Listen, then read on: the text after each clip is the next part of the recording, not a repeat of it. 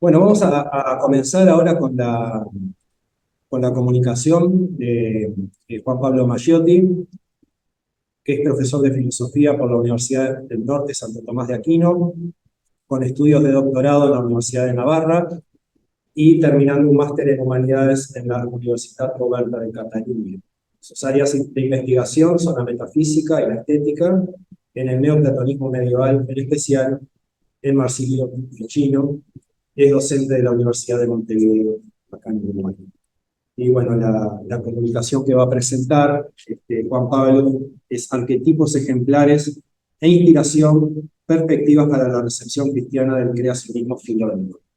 Se le doy la palabra a Juan Pablo. Bueno, muchísimas gracias. No sé si, gracias.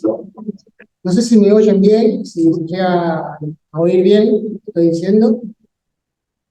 ¿Me oyen bien? Yo, Antonio, Mariana, Juliana. ¿Ok? Bueno, perfecto.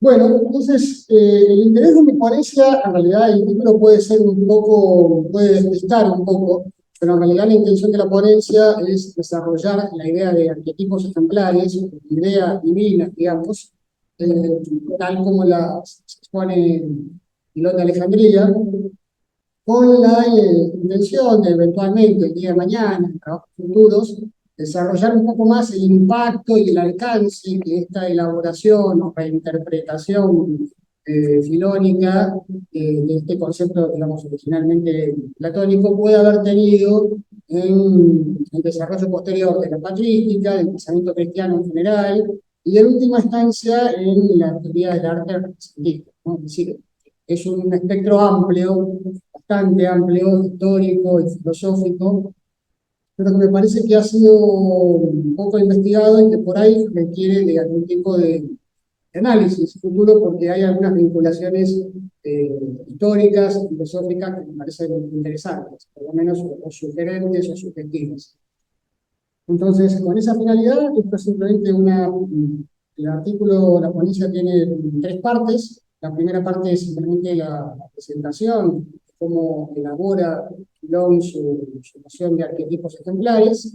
Y bueno, luego por último, a modo de conclusión, si se quiere, trato de presentar las líneas futuras de investigación que podría tener esta idea de arquetipos ejemplares, fundamentalmente a partir de la idea de inspiración tal como la elabora Filón, que va a dar pie en el ámbito del cristianismo a la idea de inspiración profética, y que luego de toda la elaboración medieval que se va a ir haciendo de la idea de inspiración profética, va a tener algún tipo de impacto como inspiración ya artística o poética en el siglo Ficino. Ahí un poco el vínculo podría ser seguramente Petrarca, por ejemplo, ¿no? Pero bueno, son todas líneas de investigación futuras. ¿No? De modo que, bueno, con ese marco presente, daría comienzo a la lectura. Tengo 20 minutos, ¿no? Bueno, 15, que ahora se parece, ¿no? Perfecto, gracias. Bueno, entonces, como decía en mi introducción, si la cuestión sobre la armonía fe-razón resulta una buena descripción introductoria para la patrística, también lo es para introducirse tanto en el pensamiento y obra de Filón de Alejandría como para explicar su recepción e incorporación entre los padres. Filón sería el primero en la historia de la filosofía occidental, en efecto, en acometer la demostración de una esencial concordia entre la tradición filosófica y la revelación, aún antes de que los padres zanjaran la cuestión acerca de si tal armonía existía o no. Su enseñanza, la enseñanza de Filón, sobre un Dios trascendente, personal y creador, obviamente no es una originalidad suya, sino herencia del contenido revelado de su religión judía, ¿no? Pero lo que sí resulta original es la adaptación y la formulación de esta enseñanza filónica en términos propios de la tradición filosófica de entonces, básicamente el platonismo, algo de estoicismo y aristotelismo también. Es por tanto perfectamente legítimo no solo hablar del corpus filónico como la primera síntesis de la fe y razón, incluso antes de que la estuvieran desarrollando los padres, sino que además es legítimo reconocer a Filón como la primera muestra de creacionismo filosófico, entendiendo el creacionismo así como lo entiende Wilson, por ejemplo, ¿no? Que dice, creacionismo es toda doctrina en que la causa de la existencia del ser finito es radicalmente extrínseca por encontrarse en último término un Dios. Esto lo dice Wilson en el Ser y la Esencia. Entonces, atender a la afinidad entre judíos y cristianos en esta relación criatural, creacionista, ¿no? Entre Dios y las criaturas, hay la redundancia, que es algo impensado, por cierto, en el mundo pagano, ajeno tanto al cristianismo como al judaísmo, da unas pautas importantes para entender la continuidad natural y la asimilación natural de Filón por parte de los padres. Y al mismo tiempo da pautas interesantes para entender cómo es que Filón, judío, los padres cristianos, de alguna manera terminan encontrando naturalmente un frente común frente a la filosofía greco-romana, que a la postre va a ser sinónimo de la filosofía antigua, precristiana, filosofía clásica precristiana. De modo que la cuestión histórica de la síntesis creacionista, aunque requiere un análisis más profundo, porque obviamente no está del todo delineado, claro, cómo se da esta transmisión de Filón dentro de los padres, creo que encuentra en la noción de logos de Filón, por ejemplo, un concepto importante para desarrollarse, y en la noción de inspiración platónica, que Filón la va a desarrollar en el ámbito de la inspiración profética, sería otra perspectiva importante para analizar. La intención del presente trabajo, por tanto, es realzar los elementos metafísicos en la imagen de Dios como arquitecto, que es propiamente la ponencia, tal como la presenta Filón, ¿no? Fugamos que allí, en esta idea de Dios como arquitecto, se sintetiza adecuadamente este creacionismo filosófico, muy típico de Filón, a la vez que ofrece una buena perspectiva para profundizar luego otros asuntos, estos dos asuntos que decía, la idea de logos, tal como lo desarrolla Filón, y la idea de inspiración profética. Entonces, pasando ya a la cuestión propiamente de los arquetipos, lo primero que habría que decir es el rescate que hace Filón de la cuestión de la alegoría, con mis ejes, ¿no? La intención por hermanar mundo griego y relación judía supone en Filón la necesidad de una lectura alegórica de las escrituras. La exégesis, así entendida, implica tanto un carácter en sí mismo alegórico del texto sagrado, o sea, el propio texto ya es en sí mismo alegórico, como simultáneamente una capacidad del intérprete, o sea, del exégeta, para poder descubrir ese sentido alegórico. Acá es interesante lo que dice el editor de la primera traducción castellana de la obra de Filón, del año 75, que dice, al hablar de la alegoría, el alegorismo consiste en exponer, forja la alegoría y en descubrir el que la interpreta una idea o sentido abstracto, no de forma directa y abierta, sino a través de una imagen concreta. En el caso de la comunicación oral escrita, que sería el sentido literal de las expresiones. Tras ese sentido literal subyace, hábil y tal vez torpemente sugerido, fácil de desentrañar por rebelde al exégesis, el simbolismo, cuya captación, reservada a la inteligencia, no a los sentidos, según afirma Filón, persigue el cultor del método alegórico de interpretación. Desde luego que acá el método alegórico no es un invento de Filón, y mismo ya era habitualmente utilizado incluso entre los griegos. Pero el alejandrino destaca por el alcance que da a la cuestión de la alegoría, en tanto que no la entiende únicamente como un instrumento para explicar aspectos de la religión judía o para corregir interpretaciones literalistas erróneas, sino sobre todo como una vía de comprensión de las relaciones entre Dios y las criaturas. Su intuición para ello es que las cosas mismas son alegóricas, no solamente los textos, sino que las cosas, las criaturas, las cosas existentes son alegóricas, no solamente las palabras. Esta intuición está conectada en Filón con la doctrina platónica de las ideas como ejemplares del mundo sensible. A partir de allí, el mundo sensible, es decir, el mundo creado, coincide con el mundo ejemplar divino, o sea, el mundo increado, por así decirlo, igual que cualquier artefacto coincide con el modelo en la mente de su creador. Es decir, como la réplica coincide con el modelo. Dice Filón, Dios, habiéndose propuesto crear este mundo visible, modeló previamente el mundo aprensible por la inteligencia, a fin de usarlo como modelo incorpóreo y acabada imagen de la divinidad en la producción del mundo corpóreo, creación posterior, copia de una anterior, que había de encerrar tantas clases de objetos sensibles cuantas de objetos mentales contenía él. Es decir, las cosas, en tanto copias, en tanto réplicas, son alegóricas.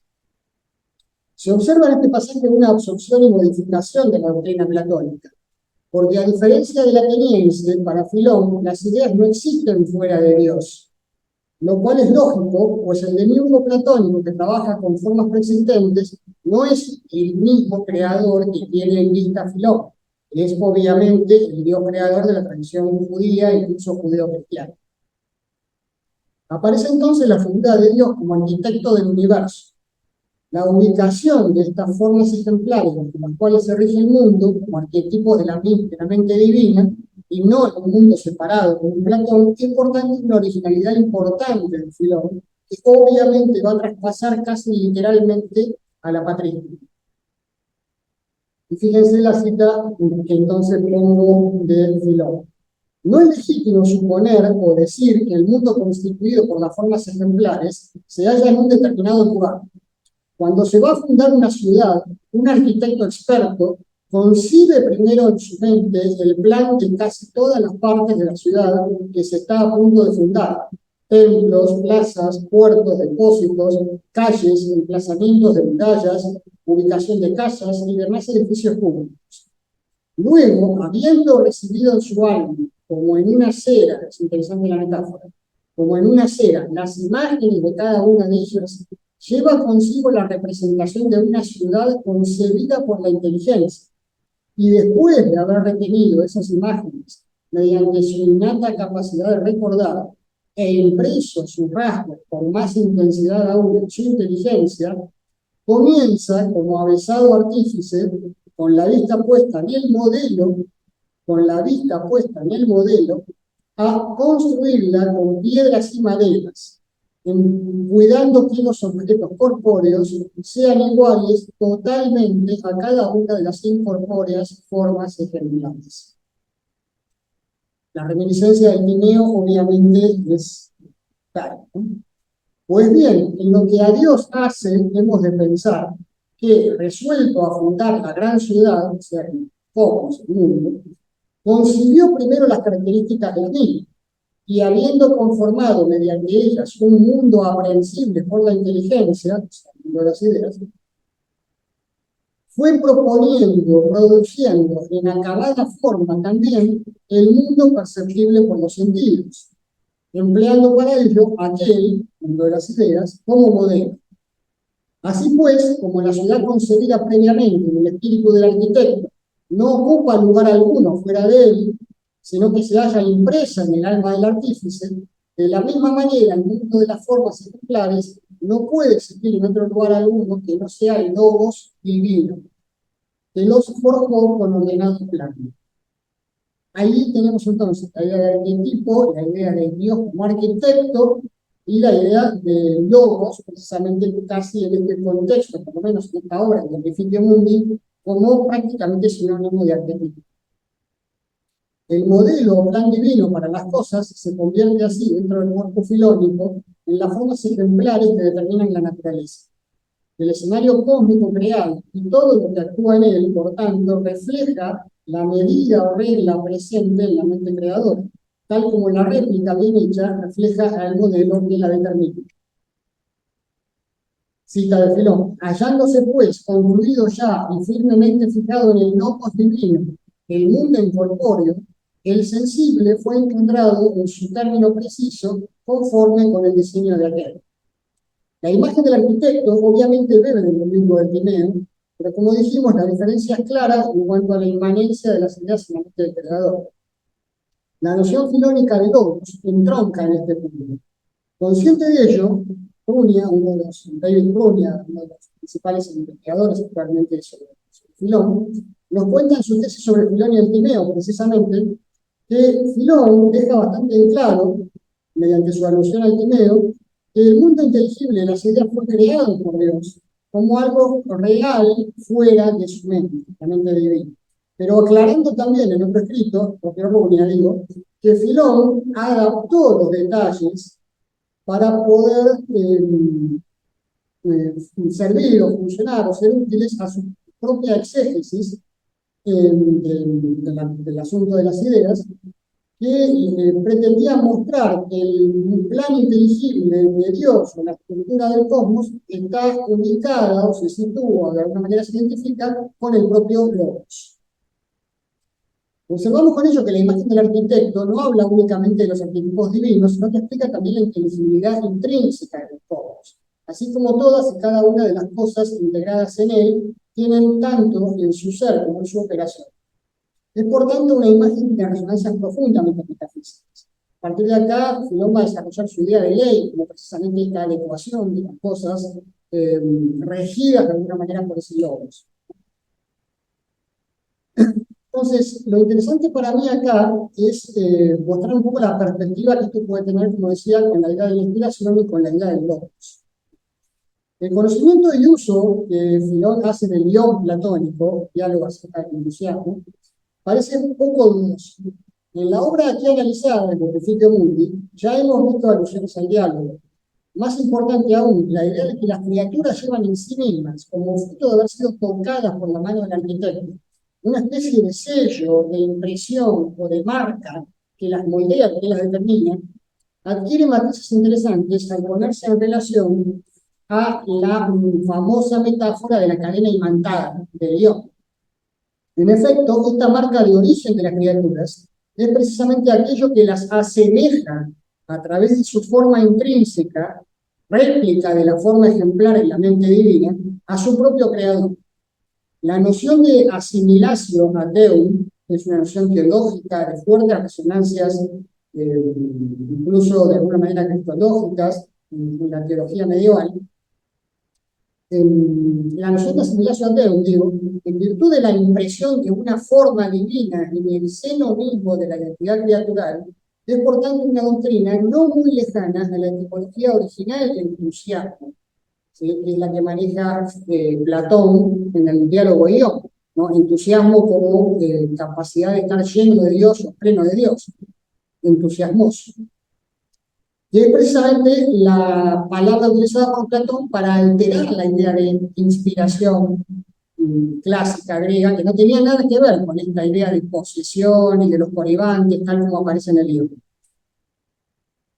La equiparación de inspiración y posesión está recogida por Filón, manteniéndose la problematicidad platónica en cuanto a la irracionalidad del proceso. Por eso Filón redirige el concepto no hacia lo estético, como hará más tarde Marsilio Ficino, sino hacia lo profético, tal como decidirán hacer los teólogos medievales más cercanos a él. Filón cree que la inspiración recibida por el profeta no se limita al contenido mismo de lo revelado, sino que también se extiende a la capacidad interpretativa del mensaje de lo revelado, ¿sí? Por parte del profeta, de cara a poder transmitirlo a los demás. Cabe pensar dicha exégesis alegórica como un cierto conocimiento práctico de cara a una expresión adextra de un contenido que en rigor tiene una existencia adintra recibida directamente desde Dios por parte del profeta. La pregunta que habría que hacerse aquí, con esto vamos terminando, es entonces si es razonable pensar a partir de aquí dos momentos de inspiración profética, uno como recepción de formas arquetípicas y otro como exégesis de las mismas y consecuente expresión alegórica. Es claro que la idea de arquitecto que permite entender a Dios como artesano permite, por el mismo motivo, entender al hombre como alguien que posee en su mente las formas ejemplares de todo aquello que va a expresar fuera de sí mediante signos sensibles externos. Es claro también que la idea de logos de Filón está vinculada a la capacidad de formación de esos arquetipos ejemplares en el entendimiento divino. Y por último, es claro también que la antropología de la imago Dei no es algo ajeno totalmente a la filosofía de Filón. Cabría preguntar, por tanto, entonces, si en el hombre, en tanto que puede expresar o transmitir mensajes, podría haber algún tipo de imagen de logos creador divino. sería precisamente lo que se va a desarrollar bastante más posteriormente en el Renacimiento. Así que bueno, con eso estaríamos con la exposición.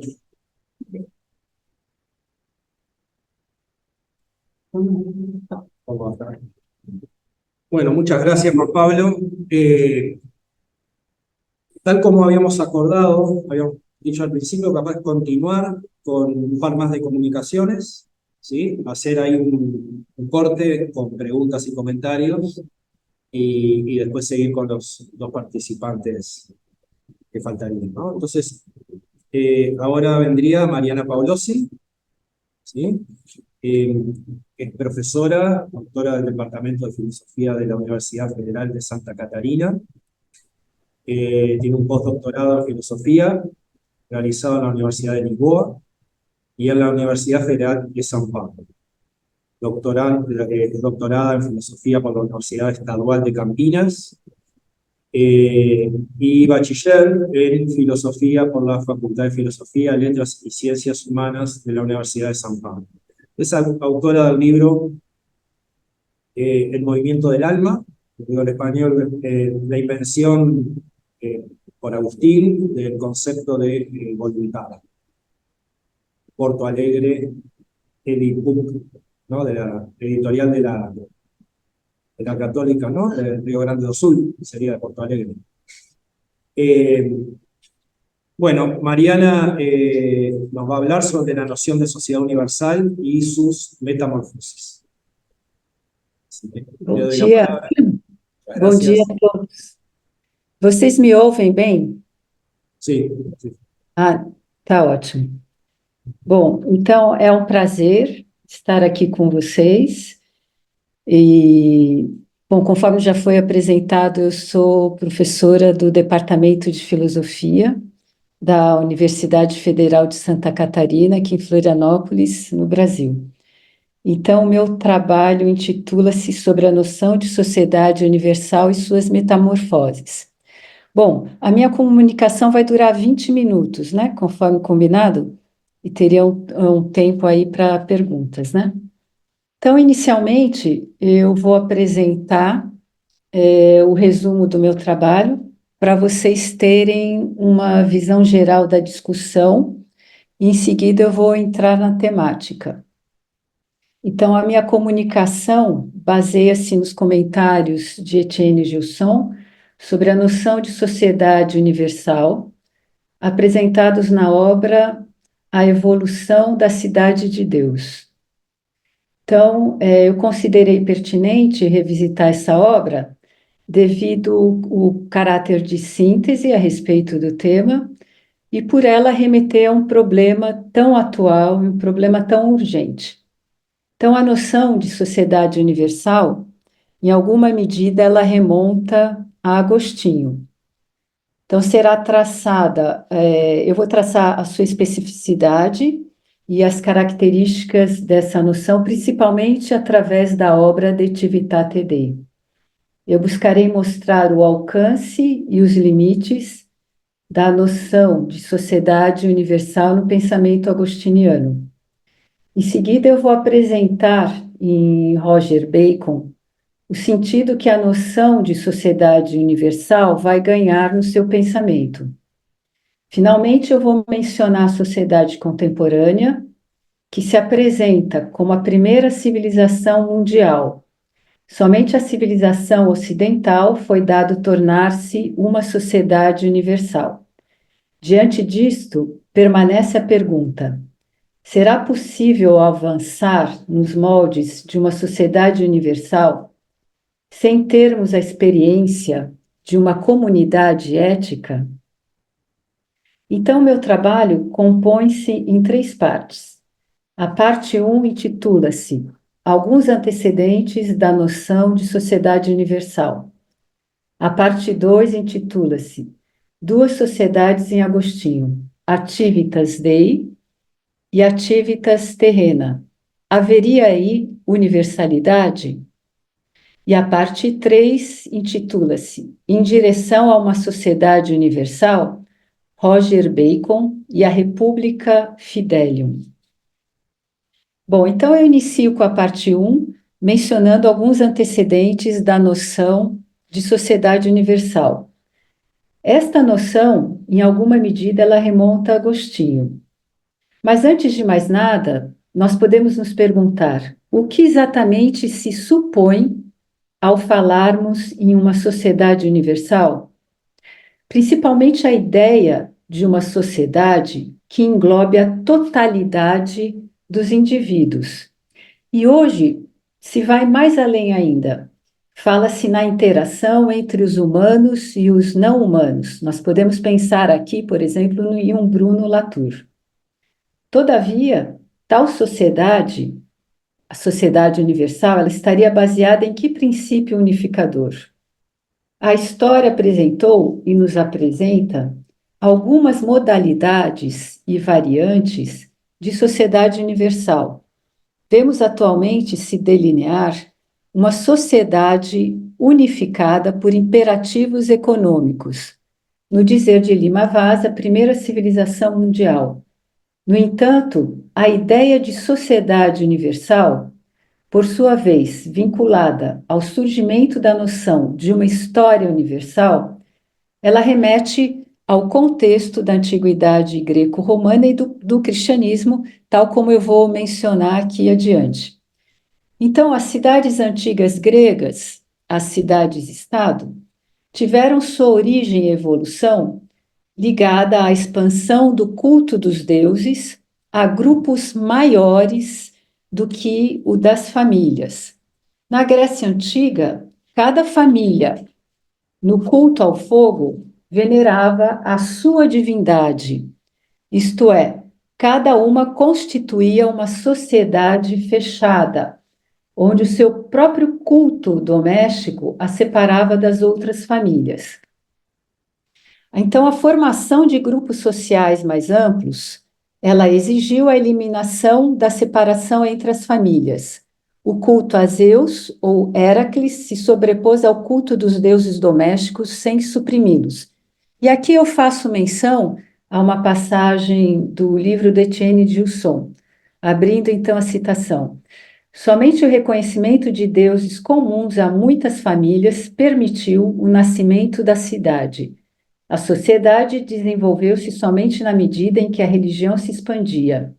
Não saberíamos dizer se foi o progresso religioso que trouxe o progresso social. O que é certo é que ambos foram produzidos ao mesmo tempo em um notável acordo. Fechando aqui citação. Assim, a ideia de uma sociedade universal seria uma consequência do desenvolvimento das sociedades. A princípio, a gente pode colocar esta questão. O fato de experimentarmos hoje uma espécie de unidade do mundo, no sentido de vivermos a primeira civilização universal, noção que abarca também a ideia da chamada sociedade globalizada, mostra que esse raciocínio é por demais simplista. As centenas de séculos que nos separam do surgimento das cidades mostram a complexidade da questão. A origem e evolução das cidades, a formação de sociedades mais amplas do que a das famílias, são os primórdios e uma etapa do desenvolvimento de organizações sociais mais amplas, de organizações sociais que se mostra cheia de meandros. Modificando a pergunta anterior, isto é, onde mais precisamente estaria a origem da ideia de sociedade universal? Então, buscar as origens dessa noção, ou buscando as origens dessa noção, poderíamos ser levados de início a atribuí-los aos estoicos. Então, seu cosmopolitismo parece de algum modo ter gerado ou contribuído para o surgimento da ideia de uma sociedade universal. O universo é a pátria do sábio estoico, mas esse cosmo onde exerce a sua virtude não é tanto uma sociedade. Isto é, o sábio não concebe a sociedade em termos mais amplos do que propriamente de uma cidade, não identificando a sociedade ao cosmos. Em outras palavras, a pátria é o universo, mas não uma sociedade universal. O cosmos não corresponde a uma sociedade, e pertencer a uma ordem física universal, a cuja lei nos subordinamos, não implica em um ato de cidadania. Desse modo, vale ressaltar que o estoicismo incitou certa desnacionalização. Nós podemos dizer que temos aí um passo a mais para a concepção de uma sociedade universal. E ele teria contribuído, em alguma medida, para libertar o cidadão do limitado âmbito da cidade antiga.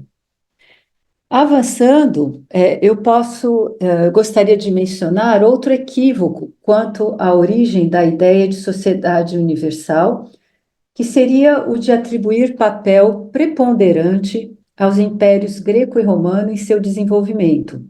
Isto é, a unidade de um império poderia parecer o esboço de tal sociedade. Entretanto, nos impérios de Alexandre e de Augusto, por exemplo, não se encontra a noção de um corpo social e universal. Enfim, o consentimento de povos, a dominação de um único imperador, não constitui o tipo de união voluntária pressuposta a uma sociedade digna deste nome. Então, Augusto não seria o pioneiro de uma revolução política de alcance mundial, como também não Alexandre. Todavia, o estoicismo, tanto quanto os impérios de Alexandre e de Augusto, de algum modo também trazem algo dessa nova ideia de organização social. Os impérios greco e romano, nós podemos dizer que extravasaram barreiras nacionais e provavelmente favoreceram a eclosão de sentimentos comunitários mais abertos que aqueles de que são acompanhados os nacionalismos locais, quer sejam políticos ou mesmo religiosos. Bom, aqui eu ainda faria menção ao direito romano, mas eu vou tentar sintetizar mais ainda, né, a minha fala. O direito romano, apesar do seu patriarcalismo, né, ele seria aplicado em alguma medida para além do meio social onde foi criado, para além de um particularismo local, né? Bom, mas notamos também que teria sido esse ponto, chegamos a um ponto importante, teria sido no Império Romano e sob o reinado de Augusto que vai surgir o fundador de uma sociedade universal, de uma sociedade espiritual, que seria Cristo. E as origens desse importante acontecimento mesclam-se com a história do judaísmo. Bom, pensemos no caso do judaísmo. Haveria um lugar onde todos os povos se uniriam na adoração do mesmo Deus, e este seria Israel? Na verdade, o judaísmo parece evoluir entre dois polos, o polo do nacionalismo e o polo do universalismo religioso, sendo que o seu nacionalismo oblitera o universalismo religioso. Avançando, eu diria que a mensagem de Jesus Cristo seria a superação dessas contradições por abarcar a ideia de uma sociedade a qual nem lugar, nem raça e nem sexo, ao menos em teoria, poderiam impor limites e empecilhos a seu desenvolvimento. Essas ideias são sintetizadas na célebre passagem Paulinas, que é Gálatas 3, 26, 29. Não há mais judeu nem grego, não há mais escravo e homem livre, nem homem nem mulher, porque não sois todos, senão uma pessoa em Jesus Cristo.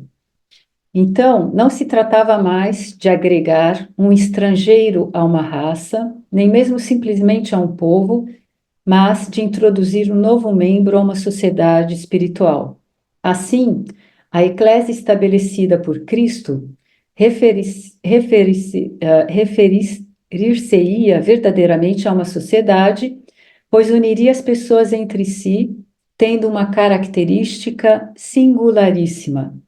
Escaparia, desde o seu nascimento, aos limites do tempo e do espaço, pois dependeria do espírito. Retomamos assim ao ponto inicial desta comunicação. Agostinho irá articular e desenvolver estas ideias, atribuindo-lhes uma tonalidade particular. Após essa breve contextualização, vejamos o alcance e limites da noção de sociedade universal no pensamento agostiniano, e em seguida eu vou falar brevemente sobre o Roger Bacon, o sentido que a noção de sociedade universal ganha em seu pensamento, para eu chegar então às considerações finais. Agostinho, ele concebeu a ideia de uma dupla sociedade, no sentido de que todo ser humano, qualquer que seja, é necessariamente cidadão de uma ou de outra, aderindo à felicidade ou à miséria. As duas cidades agostinianas, a cidade de Deus e a cidade terrena, são atemporais ou imortais. Os habitantes que vivem no tempo são, entretanto, membros de uma das duas cidades, e já na Terra se pode ser membro de cada uma delas. Disculpa, Mariana, 5 minutos. Ah, ok. Bom, só para finalizar, então, deixa eu ver. Nós podemos nos perguntar quais seriam as repercussões da noção, da dupla adoção agostiniana, a cidade de Deus e a cidade terrena. Podemos dizer, finalmente, que Roger Bacon ele vai conceber, a partir da influência de Agostinho, a ideia de um povo universal, que seria a República Fidelium, e que há aqui alguma diferença com relação às cidades agostinianas, né? Mas, enfim, chegando à consideração final, nós passamos à sociedade contemporânea. Somente a civilização ocidental foi dado tornar-se uma sociedade universal, na medida que se trata de uma civilização de caráter mundial. A sua expansão global implica a difusão de um corpo de conhecimento, de técnicas e cultura específicos. Evidentemente, aqui se está longe da ideia de Agostinho ou de Roger Bacon. O contexto aqui é o da secularização. No entanto, ficam algumas interrogações, né? A pandemia Covid-19 nos mostrou algo do modus operandi da sociedade mundial contemporânea e suas mazelas. Se na concepção de uma sociedade universal há algo de grandioso, enorme também é a crise dessa primeira civilização universal. Então, apontada como a crise de uma sociedade mundial que vive a dissolução de seu universo ético. E para concluir, eu menciono aqui o diagnóstico de Henrique Lima Vaz. A primeira civilização universal mostrou-se aparentemente incapaz de dotar o ethos tradicional do seu núcleo originário, o ethos da cultura clássico-cristã, de um dinamismo que integrasse o enorme crescimento de seu corpo histórico. É, pois, imperativo que nos interroguemos sobre as causas dessa dramática experiência que envolve as pessoas da primeira civilização universal e que pode ser caracterizada como experiência da incapacidade radical de vir a constituir-se como comunidade ética. Então, eu deixo a seguinte interrogação: será possível avançar nos moldes de uma sociedade universal sem termos a experiência de uma comunidade ética? Obrigada. Bueno, muchas gracias, Mariana, por tu exposición. Entonces vamos a seguir ahora con una comunicación más antes del corte para preguntas y comentarios. Y pasaríamos entonces a Joao Antonio Veiga Becerra. Bienvenido.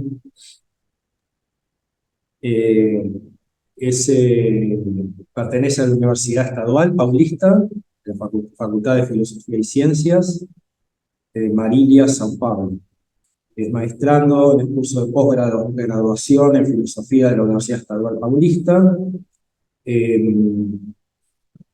Está en docencia de la enseñanza superior en la misma Universidad de Marília, en Mar, y licenciatura en Historia tiene en la Universidad del Norte de Paraná. bachiller en teología por la Facultad Juan Pablo II, también en Marília, San Pablo, y bachiller en filosofía en el Instituto Agostiniano de Filosofía en Franca, San Pablo, Brasil. Bueno, yo, Antonio, nos va a presentar el Palacio de la Memoria en el libro 10 de las Confesiones de San Agustín. Adelante. Buenos dias, Buenos días. todos conseguem me escutar? ¿Quiere compartir pantalla? ¿Sí? Está dando para escutar? Sim? A ver si está Sí. habilitado. Sí, ¿no? Oh, graças. Então, vou começar a minha apresentação. Eu vou falar sobre o Palácio da Memória no livro 10 das Confissões, né, de Santo Agostinho, que é uma das partes da minha dissertação do mestrado. O Palácio da Memória, uma imagem bem interessante na qual Agostinho de Hipona utiliza para expressar de modo alegórico toda a capacidade e amplitude que a memória possui em si mesma. Na memória podemos encontrar inumeráveis lugares repletos de informações e conhecimentos, tesouros e imagens guardadas com esmero, como também grutas sombrias onde abrigam os instintos animalescos, e cavernas tenebrosas onde repousam nossos esquecimentos, lembranças dos pecados e a busca pela graça divina. Então, a partir da leitura e conhecimento da fé cristã, inicia uma reinterpretação, né, Agostinho, da intitulada Teoria da Iluminação, onde o Logos Divino ilumina a mente da pessoa que deseja se aproximar da verdade. E assim, quanto mais próxima da luz divina, mais iluminada essa pessoa se torna e mais próxima da beatitude e da vida na graça. O grande interesse do hiponense pelo tema da memória vai amadurecendo no decorrer do tempo, e com isso há uma melhor compreensão sobre o assunto. Por isso, neste artigo, a memória será o objeto analisado, através dos relatos e informações percebidas sobre o que consiste ser a memória na perspectiva agostiniana, destacando de modo específico o que se encontra no livro 10 das Confissões. Então, eu subdividi, né, em 3 partes, onde a primeira fala sobre o Palácio da Memória, a segunda sobre as recordações, lembranças e esquecimentos, e a parte final, que é a vontade do ser humano em se encontrar com Deus. Primeira parte, o Palácio da Memória. Então, depois de perguntar para as criaturas quem era Deus, e cada uma delas dizer, entre aspas, que não são Deus, são apenas criaturas, Agostinho afirma que fará uso das forças da sua natureza humana e iniciará uma escalada, degrau a degrau, com o escopo de alcançar até aquele que o criou. Ao contemplar as criaturas, reconhece a beleza da criação. Agostinho reconhece a marca do seu Criador. Neste translado, em escala transcendente, o hiponense afirma chegar na memória e a compara de uma maneira metafórica a um grande palácio, Lata Praetoria Memori. Uma ampla sede, lugar onde se encontram inumeráveis tesouros e imagens recebidos e captados pelas percepções dos sentidos. Não que seja um lugar físico, mas a memória é um entrar na própria interioridade e percorrer os espaços metafísicos da mente. O filósofo cristão, depois de subir e chegar até os campos e portais da memória, entra no palácio e encontra inumeráveis imagens de todos os tipos trazidas pelos sentidos até a sua visão interior, ou rosto da memória. Estão aí armazenadas o que quer que pensemos, e com a mão do Espírito vou selecionando as imagens que quero. Algumas vêm com facilidade, de modo ordenado, outras saltam repentinamente como se dissessem: não somos nós que você está procurando. Isso é uma citação, né? das Confissões 8:12. Todas as sensações e percepções dos próprios sentidos são classificados e distintos, conferindo uma identidade, nomeando aquela experiência fenomênica, aglutinando cada uma das afeições e informações. Tudo fica guardado no grande receptáculo da memória, para que sejam recordadas e disponíveis quando houver necessidade. São apenas imagens que ficam armazenadas, e não são os objetos em si mesmo.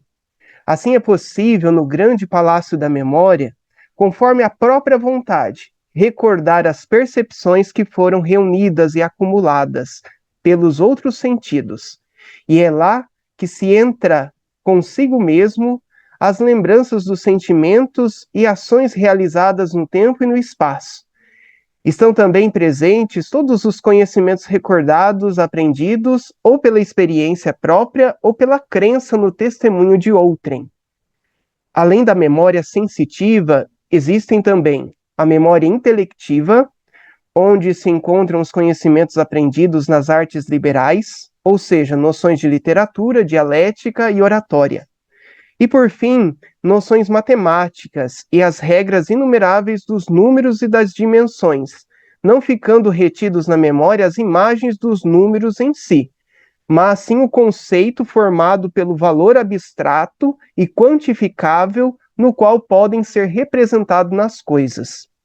O ato de pensar consiste em trazer à mão do coração, manu cordis, as imagens trazidas dos receptáculos da memória, e assim juntá-las, formando na mente o ato de pensar e conhecer a partir das ideias que permeiam a memória, buscadas por meio da vontade. E então, essa é a introdução, né, da primeira parte, enquanto o Palácio da Memória. No entanto, tem a segunda parte que fala sobre essas recordações, as lembranças e os esquecimentos, né, aquilo que nós temos lapso, né, foge da nossa memória. Como é possível conhecer e lembrar-se do conceito e da palavra esquecimento, e mesmo assim reconhecer o som da palavra e recordar o que ele exprime? Quando me lembro do esquecimento, estão ao mesmo tempo presentes o esquecimento e a memória. A memória que faz com que me recorde e o esquecimento que lembro. Então, chega-se à conclusão que a memória retém em si mesma o esquecimento. É uma citação das Confissões, livro 10, números 16, 24. O esquecimento fica impresso na memória pela imagem do esquecimento, e não por si mesmo, mas para que isso fosse possível, foi necessário que se passasse pela experiência de esquecer algo. Fosse possível, foi necessário que se passasse pela essa experiência, mesmo procurando com toda a vontade, vasculhando cada cômodo e espaço da memória, e não conseguisse encontrar o que procurava. Citando uma parábola que Jesus conta sobre uma mulher que perdeu uma dracma, onde aquela mulher acendeu uma lanterna, varreu e organizou a casa, procurando diligentemente até encontrar a moeda perdida. Uma citação de Lucas, capítulo 15, versículo 8. O doutor da Graça afirma que a mulher só reconheceu a moeda perdida porque ela conhecia qual moeda havia perdido. Essa personagem feminina, arquétipo da alma humana, que busca na casa da memória, varre e procura diligentemente o objeto ou a imagem que está procurando. E quando encontra, se enche de alegria, porque encontrou e reconheceu o que estava procurando e que estava gravado na sua memória. Com isso, nosso conhecimento é condicional no sentido que faz necessário uma inter-relação entre o objeto a ser conhecido e o sujeito que deseja conhecer. Assim, nosso conhecimento depende completa e radicalmente da memória de si e da memória de Deus. Essa é uma citação, né, do autor Krause, página 265. No entanto, há um ato de lembrar, um desejo, uma vontade de trazer à memória a imagem de um objeto. Este princípio do ato da vontade predispõe o ser humano no itinerário de encontrar-se com Deus e usufruir da sua plenitude e misericórdia, que será examinado nessa última e terceira parte do meu artigo. A vontade do ser humano em se encontrar com Deus. O filósofo cristão deseja transpor a memória, o pensamento e a vontade, e encontrar a plenitude em Deus, o Criador, e sentido pleno de todas as coisas na mais perfeita harmonia, equilíbrio e essência. Citação do De Trinitate, livro 11 e versos, capítulo 6, 10 e capítulo 7, verso 12. Desejo de transpor a memória para se encontrar com Deus, pois Deus está além da memória. A força da vontade é o impulso da alma, na qual a pessoa tende para esta ou para aquela direção. Por isso faz-se mister estar atento que o sujeito só consegue emergir da memória e trazer à própria consciência aquilo que ele deseja se recordar. Quando a alma se recorda da vida feliz, conhece o que significa felicidade, irradia de seu coração a alegria. E onde e quando experimentei a vida feliz, para poder recordar, amar e desejar? Citação das Confissões, livro 10, capítulo 21, verso 31. Então, todo ser humano experimentou e gravou em sua memória o que é felicidade, e reconhece a felicidade só de escutar o som dessa palavra. Portanto, a vida feliz consiste em nos alegrar em vós, de vós e por vós. Assim, Deus está na memória. Dignai-vos habitar em minha memória, desde que vos conheci. Citação das Confissões, livro 10, parágrafo 24, verso 35. Eis que habitáveis dentro de mim, e eu lá fora a procurar-vos. Estáveis comigo, e eu não estava convosco. Confissões, livro 10, capítulo 25, verso 36. A realidade do pecado original deixou este estigma em todo ser humano, e por isso toda pessoa no mais íntimo de sua essência traz em si a memória da lembrança do paraíso, como era bom estar com Deus no jardim do Éden. Este sentimento de lapso, esquecimento, é o sentimento de saudade de retornar para o Criador, descansar em Deus, na paz eterna. E a partir desta iluminação, Agostinho procura incansavelmente buscar a Deus, transcendendo ele próprio e encontrar o próprio Deus que habita na sua memória, quando ainda não conhecia a Deus. Eis que habitáveis dentro de mim e eu lá fora a procurar-vos. Na primeira carta de São Paulo à comunidade de Corinto, o apóstolo Paulo recorda as palavras que recebeu e transmitiu aos cristãos, recordando a cena da última ceia com Jesus Cristo, quando naquela noite em que seria entregue, pegou o pão e o vinho, agradeceu e entregou aos discípulos, dizendo que era seu corpo e sangue da nova aliança, para perdão dos pecados, e por fim recomendou: fazei isso em memória de mim. Então, primeira carta de São Paulo aos Coríntios, capítulo 11, versos 24 e 26. Naquele ágape, o próprio Senhor Jesus pediu aos seus seguidores que fizessem memória perpétua da entrega do seu corpo e do seu sangue derramado, para o perdão dos pecados e o ressurgir para uma vida nova, a nova criatura, o novo Adão. É comemoração, Ou seja, o ato de fazer memória, recordar as lembranças dos ensinamentos e convivência com o Mestre. É deixar-se transformar para a vida nova numa conversão constante, no aproximar-se da luz divina e aprender da sua sabedoria eterna.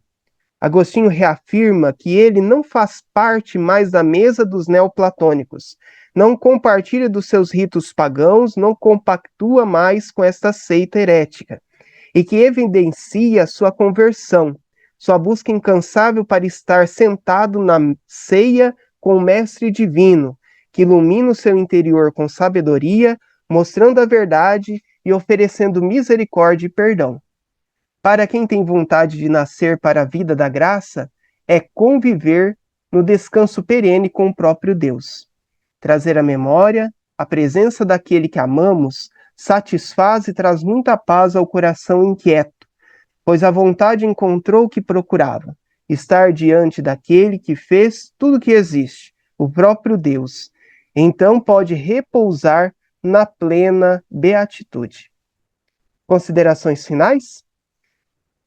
A amplitude do Palácio da Memória do Grande Campo contém em si diversas experiências e vivências que o ser humano acaba fazendo na sua existência, coletando e organizando as informações nesse grande receptáculo, que é a memória. E esse processo da vontade em selecionar as imagens e apresentá-las à face da alma proporciona novas aprendizagens e junções de conhecimento, através do pensamento e reflexão. O reconhecimento de que o ser humano pode passar pelo esquecimento faz com que tenha contato com suas misérias e contingências humanas, mas também instiga sua vontade em procurar superar os desafios, acender uma lamparina, consultar o mestre interior e transcender, chegando à contemplação e encontro com o próprio Deus Criador. E a vontade da alma humana em buscar a verdadeira vida feliz, deixando os hábitos maus, aprendendo a fazer o bem, deixando-se iluminar pela luz divina numa conversão constante, tornará o ser humano mais apto a alcançar a plena felicidade e o aperfeiçoamento em sua essência. Depois deste itinerário da alma, adentrando o Palácio da Memória, o ser humano, na mais profunda intimidade, se depara e se encontra com o próprio Deus. E essa experiência transforma toda a sua vida, o transcendendo para a vida divina, iluminado pela graça e confessando suas misérias e pecados, e sempre esperando e confiando na misericórdia e no amor de Deus. Estar conforme, conformado à vontade de Deus, à plenitude da imagem do Criador, transformando-se em um homem novo. Muchas gracias. Muy bien, muchas gracias, Joan Antonio, por la presentación. Bueno, entonces vamos a hacer este impasse con algunas preguntas que quieran plantear por el chat los asistentes, los oyentes que están, o también algunos de ustedes, los participantes, sobre las comunicaciones. Yo tengo una preguntita para hacer, pero no sé si alguien quiere hacer una pregunta antes, un comentario. A quien tengo al lado, quería preguntar a Juan Pablo. No, algo que quedó ahí al final que vos planteabas de esta imagen del lobo que podría ver en el ser humano, según lo que plantea Filón, y que en el Renacimiento se trabaja. Yo desconociendo absolutamente esto, ¿cuál es si se puede dar alguna idea, cuáles son los autores que retoman, intentan volverse esa idea? Sí, la vinculación que habría que investigar o desarrollar me parece que tiene que ver primero con la inevitable referencia de la cuestión del logos en la cristología, ¿no? La cristología medieval, la idea moánica de la creación a través del logos, lo cual está bastante investigado, si la idea filónica de logos tendría algún paralelismo, algún impacto histórico real, si la noción moánica, incluso la noción paulina de logos, se elaboran teniendo presente a Filón o no. En cualquier caso, creo que la patrística claramente la asume en ese sentido, la desarrolla en ese sentido, y bueno, ahí tenemos una primera línea sumamente interesante, sumamente lógica, ni siquiera teológica, evidente, que hay muchísima bibliografía, lo cual quizás puede ser un problema. El exceso de bibliografía puede a veces despistar sobre cuál es el rumbo más correcto de interpretación. Claro. Pero otra cosa muy interesante es que, sobre todo a partir de Petrarca y los últimos años del 300 y esto, la idea de investigación se une a esta idea de creación por la palabra, precisamente autores vinculados a las letras, a la poesía y a la literatura en general, ¿no? Entonces, ahí tenemos una vinculación importante con la idea del logos, que ya está muy, por así decirlo, mundanizada, ya no tiene tanta noción, tanta fidelidad a la idea del logo como palabra griega, con el contexto griego que la idea del logo tiene, pero que sin embargo conserva su vinculación teológica o su referencia o su imaginología poética en relación a la creación por la palabra, ya con una noción de creación fuerte, de creación estílica. Entonces, eso sería un poco lo que hay que investigar, siendo consciente de todos los cambios históricos que en el medio hay. Muchas gracias. No sé si quieren hacer alguna consulta, algún comentario, preguntas. Entre ustedes también han hablado sobre San Agustín. Ahí está Mariana. A Eu ver. tenho uma pergunta para o João. João, você acha que é possível estabelecer alguma relação com a noção de memória agostiniana e a ideia de inconsciente do Freud? Eu andei pesquisando um pouco, né, e não cheguei a aprofundar, né? Eu tenho alguns amigos que são psicólogos, né, e às vezes eu pergunto algumas coisas, porque realmente, assim, o Freud, ele trouxe uma inovação em relação ao estudo, né, da memória. No entanto, ele faz, né, mesmo não citando algumas vezes, né, diretamente Santo Agostinho, mas o pensamento, né, que Santo Agostinho traz é algo totalmente inovador, né? Não trazendo sardinha para o meu lado, né? Mas realmente a forma como ele descreve a memória, né? Analisa os pensamentos, verifica como que fica gravado, né? No entanto que na obra, né, das Confissões e também em outras correlatas, ele diz que tem uma possibilidade de ressignificar, né? Por exemplo, um cheiro muito tradicional do período da infância. Talvez você vai sentir aquele mesmo odor, né? Aquele mesmo cheiro, mas vai atribuir talvez algum novo significado. Então, acho que Freud também depois trabalha na questão do inconsciente, né? Na ressignificação, né? Principalmente na questão dos traumas, mas enquanto descrição, Santo Agostinho acaba sendo bem inovador. É algo que vale a pena tentar uma conciliação, um diálogo, né, entre Agostinho e Freud. Seria um livro muito interessante. Sim, obrigada. Obrigado você. Gracias. ¿Algún otro comentario o pregunta que quieran realizar? También cuando hagamos el impasse final, en realidad, para nuevos comentarios y preguntas, pueden volver sobre estas comunicaciones, ¿verdad? No solamente sobre las que vienen. Cuando en el chat no hay nada.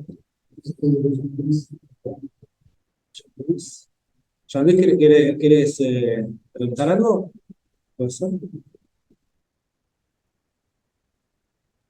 ¿No? Hola, Nicolás, Hola, ¿cómo estás? ¿cómo estás? Yo Este, quería hacer un sí, comentario pequeño sobre el amor que mencionó, esta relación con el deseo. Me pareció muy interesante. He hecho un comentario sobre Freud, porque, claro, hay un postulado sobre el deseo que puede manifestarse como una pulsión, pero ¿hasta qué punto el deseo se puede entender en Agustín como una pulsión, ¿no? O un instinto, más bien, una manifestación de la voluntad? perdón, Eso era un poco mi duda. perdona, Jean-Luis. No sé si escuchan todos. ¿Se escucha bien? ¿Sí? Lo estaba escuchando como medio tapado. Perdón, continúa entonces.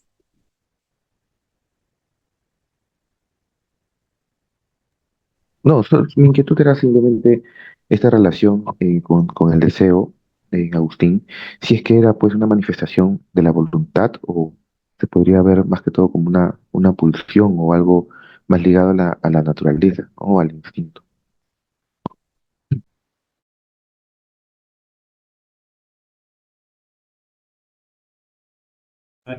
La pregunta para quién era, para, Para Joao. para Joao. ¿Llegaste a escuchar bien? É, eu escutei, mas o som não deu para entender. Peço desculpa, né? É, seria sobre a relação. Pode hacer nuevamente, por favor, la Sí, pregunta? la relación, a relación entre la voluntad y el Uhum. deseo. ¿Habría Ah, ahí algo para explorar en Agustín? sí, sí. Voy a intentar hablar en español, ¿ok? Eh, hay una relación entre la voluntad, por eso cuando Agustín analiza las imágenes contenidas en la memoria, lo que motiva, né? O que hace com que busque o princípio do ato de voluntad, né? Então, aquele desejo de estar a procurar o que deseja. No entanto, aparecem várias imagens donde analiza esta, não é esta, a través de la voluntad. En libro 10 de las confesiones, cita brevemente, no hay un aprofundamiento. No entanto, el libro de la obra de Trinidad, sobre a Trindade, hay un estudo pormenorizado, más maduro, donde destaca mejor la posición, la función del acto de la voluntad. Más o menos. Gracias. Complicado. Eh, vamos a continuar entonces. Cualquier cosa después al final se vuelve con algunas preguntas más. Entonces ahora es el turno de Juliana Das Neves Correa Márquez. Bienvenida. Eh, bueno, Juliana es alumna del la maestría del programa de posgraduación de filosofía por la Universidad Federal de Espíritu Santo de Brasil. Entonces la comunicación que nos propone Juliana es el Tratado del Tiempo en San Agustín. Bueno, como habíamos dicho, 20 minutitos, 5 minutos antes te aviso. Te aviso que faltarían 5. São 20 minutos.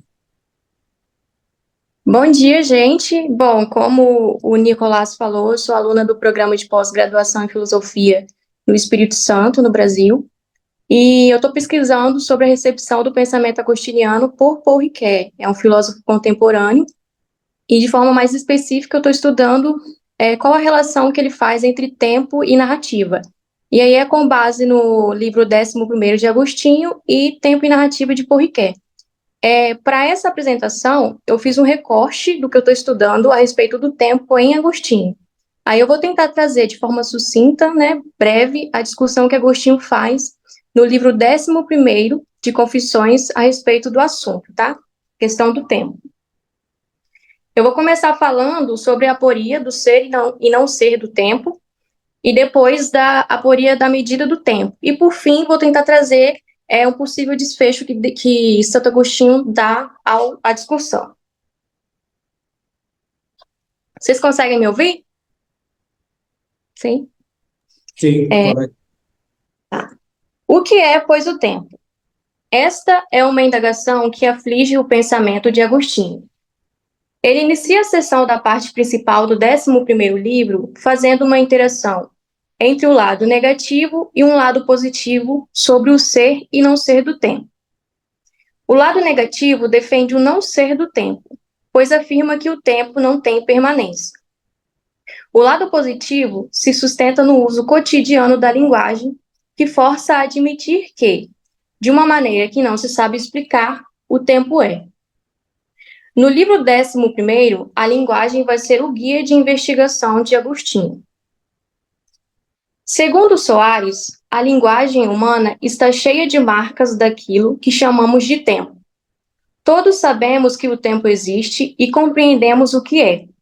Quando falamos dele, temos a impressão de que ele tem ser, mas não conseguimos defini-lo.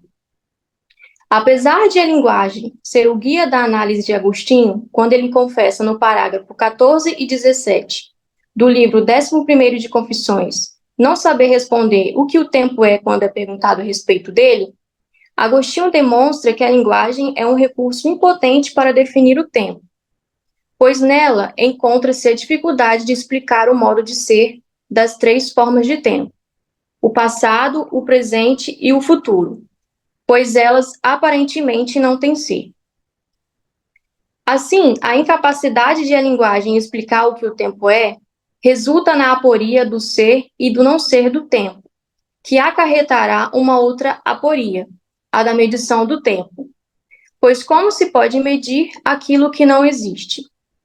Apesar disso, Agostinho recorre à linguagem porque ela atesta o fato de medirmos os tempos, mesmo sendo limitada porque não sabe explicar como é que medimos o que não é.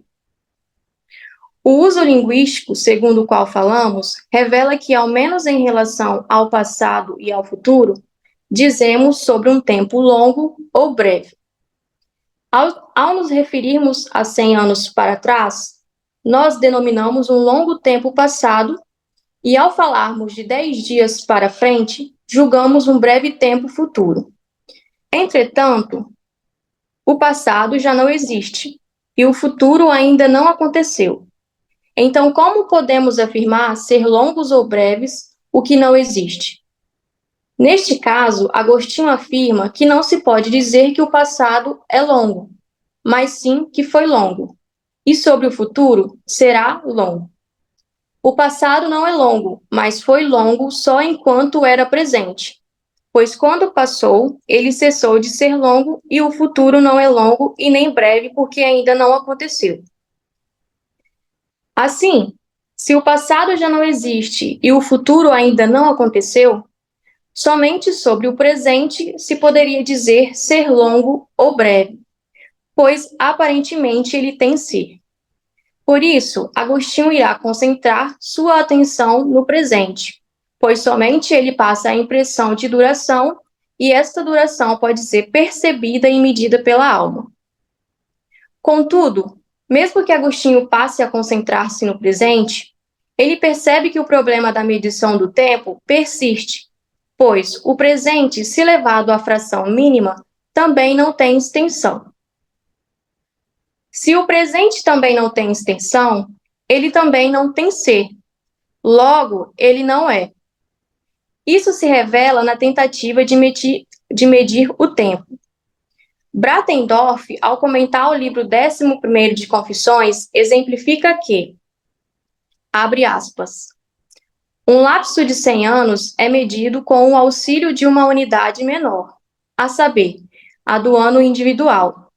Presente é, então, contudo, apenas esse único ano, enquanto os outros 99 ou já passaram ou ainda são futuros, e, portanto, absolutamente não existem, e tampouco podem ser longos ou breves.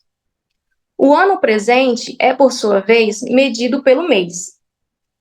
O mês presente pelo dia, o dia presente pela hora, e a hora presente por unidades ainda menores. O tempo presente torna-se, por fim, infinitesimamente pequeno. Ele contrai-se até o momento em que não possui mais extensão, e, consequentemente, também não serve mais como medida para determinar a longuidão ou brevidade do tempo. Fecha aspas. Deste modo, nem mesmo o tempo presente parece ser realmente o presente, pois só poderia ser se fosse reduzido a um instante indivisível, pois somente o indivisível, o que já não pode ser dividido, pode ser o presente. E assim, o presente não teria futuro e nem passado. Dessa maneira, parece que nem o passado, nem o presente, nem o futuro possui ser, e por consequência, a existência das três formas tradicionais de tempo ficam comprometidos. Entretanto, Agostinho volta novamente a sua atenção para a experiência humana da linguagem, que contradiz a teoria de que a ideia de três tempos é falsa, e considera que a solução passa a ser encontrar o modo de existência desses três tempos. Agostinho verifica que o que nós medimos são os tempos que passam, pois nem o passado e nem o futuro existe. Logo, é possível notar que este tempo que passa é o presente. Aquele que anteriormente Hipona conclui que não tem extensão, e por causa disso não podia ser medido. Assim, o que Agostinho faz é substituir a noção de presente pela de passagem ou de transição, provisoriamente. E assim conclui-se que medimos o tempo em seu transcorrer, isto é, em seu presente. Sabe-se que por meio da linguagem narramos coisas passadas e prevemos coisas futuras. Por isso, Agostinho se interroga sobre onde é que estão as coisas futuras e as coisas passadas, e assevera que, independentemente de onde quer que elas existam, aí não podem ser futuras nem passadas, mas apenas presentes, pois se aí estiverem como passado, já não existem, e se aí estiverem como futuro, ainda não existem. Agostinho então conclui que tudo o que existe é o presente, mesmo que pareça passado. O que existe de fato não é o acontecimento passado, mas sim uma imagem dele que reside na memória da alma, onde ficam impressas coisas que passam no fluxo do tempo, vistas pelo observador. Quem fala do passado, está se referindo, na verdade, às suas lembranças presentificadas na memória. Em relação ao futuro, Agostinho conclui que o que fazemos são previsões sobre o que está por vir.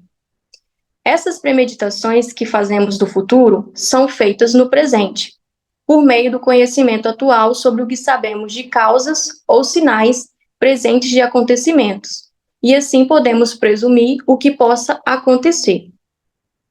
Para confirmar a sua afirmação, Agostinho usa a natureza como exemplo. Abre aspas. Contemplo a aurora. Preanuncio que o sol vai nascer. O que vejo é presente. O que preanuncio é futuro. Não é o sol que já existe que é futuro, mas sim o seu nascimento que ainda não existe.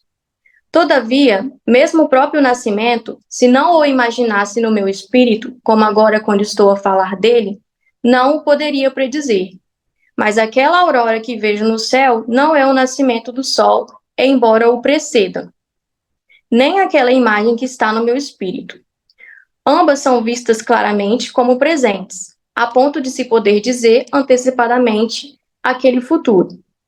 Portanto, as coisas futuras ainda não existem. E se ainda não existem, não existem. E se não existem, não podem ser vistas de forma alguma, mas podem ser preditas a partir das coisas presentes que já existem e se veem. Esta ideia desenvolvida por Agostinho acerca do tempo leva o autor, a partir de agora, a uma retificação de ordem terminológica que resulta no conceito de um tríplice presente.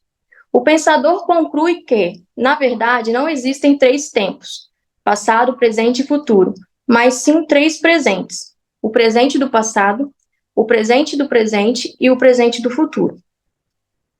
Segundo Cunutilá, para Agostinho, o tempo não pode ser medido no seu ser objetivo, pois o verdadeiro ser do tempo se situa na alma e a consciência humana funciona antecipando o futuro. lembrando-se do passado e sendo consciente do presente através da percepção. Assim, por meio da distensão da alma, temos em nossa memória imagens de coisas que estavam presentes e que esperamos que estejam presentes. Portanto, temos em nossa alma um presente do passado, que é memória, e um presente do futuro, que é antecipação ou expectação. No início de sua reflexão, Agostinho partiu das garantias da linguagem que demonstram a existência do tempo passado, presente e futuro para afirmar positivamente a realidade temporal. Contudo, através de um bom trabalho de raciocínio, acabou por infirmar e contrariar esta segurança proveniente da experiência e da ação humana. Por isso, Agostinho acaba concluindo que a linguagem é impotente para explicar a existência dos três tempos, mas, ao colocar o passado e o futuro no presente, por intermédio da memória e da expectação, acaba por salvar essa certeza inicial assegurada pela linguagem, de que são estes dois tempos que nós medimos. É esta operação que lhe permite afirmar novamente que são três os tempos. Assim, Agostinho agora entende que o passado e o futuro não existem onticamente, mas existem no presente como imagem dos respectivos tempos. E, a partir de agora, o seu objeto de estudo vai consistir na determinação do modo de existência do passado e do futuro na consciência presente. Agostinho continua sua reflexão sobre o tempo e chega à conclusão de que o tempo é distensão. Em suas palavras, abre aspas, pelo que pareceu-me que o tempo não é outra coisa senão distensão. E essa distensão seria a do espírito. Seria para admirar se não fosse a da própria alma. Aqui, Agostinho confere à sua análise do tempo um viés subjetivo e nos dá a sua concepção mais específica da medida do tempo, o tempo psicológico, que quer dizer que é na consciência interna, no espírito, que a passagem das coisas no tempo fica gravada. Deste modo, com base em sua nova definição de tempo como distensão, Agostinho agora entende que o tempo é medido enquanto transcorre, e não quando transcorrido. Para explicar esta afirmação, Hipona usa os sons e as vozes como exemplo. Aqui são alguns exemplos que Agostinho vai dar. O primeiro exemplo apresentado é a voz de um corpo a soar. Ela começa a soar, ecoa por um tempo e para. Essa voz só podia ser medida enquanto soava, ou seja, no tempo presente, porque só nesse momento existia o que podia ser medido. Ela passou pelo ouvinte, pelo espírito perceptivo e por isso pôde ser medido. O segundo exemplo é de uma outra voz que começou a ressoar e segue ecoando. Essa voz só poderá ser medida quando parar de soar e emudecer e houver um ponto inicial e final de sua duração, pois só se pode medir o que tem limites. Contudo, o que passou não existe mais e não pode ser medido. Por isso, as duas situações exemplificadas parecem se contradizer, pois, por um lado, apenas o que está passando, e nesse caso é o presente, pode ser medido. Por outro lado, apenas o que já passou tem uma medida determinável. Um terceiro exemplo é proposto por Agostinho, a enunciação do verso Deus Criador de Tudo, retirado de um hino de Santo Ambrósio. O verso é formado por 8 sílabas, 4 breves e 4 longas, alternando uma com as outras. De acordo com as regras de metrificação latina, uma sílaba longa tem uma duração dupla da sílaba breve. Na pronunciação, o autor dá-se conta disso e é assim, na medida em que o ouvido o percebe distintamente. Para Hipona, essa distinção acontece porque o espírito é a instância medidora, capaz de medir o tempo. Abre aspas, citação de Agostinho. Em ti, ó meu espírito, meço os tempos. Fecha aspas. Após pronunciar uma sílaba breve e uma sílaba longa, medimos a sílaba longa com a breve. E percebemos que a longa tem o dobro do tempo da breve. Para fazer essa comparação, não é possível sobrepô-las, como se fossem medidas de espaço, mas é necessário reter a breve e aplicá-la à longa. Mas, nesse caso, como é que se pode comparar as 5 sílabas? 5 minutitos. Ok. Vale. E, na enunciação, a sílaba breve deve ter passado para que a longa possa soar, e a sílaba longa só pode ser medida quando tiver chegado ao fim. Além disso, a sílaba longa, depois de chegar ao fim, não pode ser mais medida, porque já não é mais. Concluindo. No entanto, Agostinho afirma que consegue medir as sílabas e diz que percebe claramente que uma tem metade do tempo da outra. Vê-se que ele só consegue fazer esta afirmação convicta porque as sílabas já passaram e terminaram.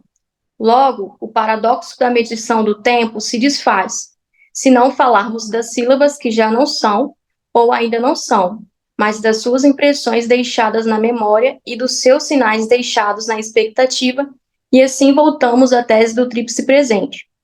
Deste modo, o problema da medida e, consequentemente, da essência do tempo resolve-se, pois é na memória e na expectativa, o que significa que é em definitivo na alma que o tempo ocorre. Isto posto, vê-se que Santo Agostinho designa o conceito de extensio animi como a solução do paradoxo do tempo. Obrigado. Muchas gracias, Juliana. Bueno, continuamos ahora con la última comunicación de Jean-Louis Arana. Brevemente sería, Jean-Louis es licenciado, magíster en filosofía por la Pontificia Universidad Católica del Perú, docente de filosofía en la Universidad de Lima, docente e investigador de la Universidad de Ciencias y Artes de América Latina y de la Universidad Tecnológica del Perú. Es investigador miembro de la CIAPM, de la Red de Filosofía Medieval Latinoamericana y del Grupo Escolástica Colonialis de la Pontificia Universidad Católica del Perú. Jean-Louis nos va a ofrecer Poética y Filosofía en Agustín de Hipona, la influencia de Virgilio. Muy bien. Bueno, ¿cómo están con todos? Buenos días. Es un gusto estar acá con ustedes, Mariana, Juliana, Joao también, Rodrigo.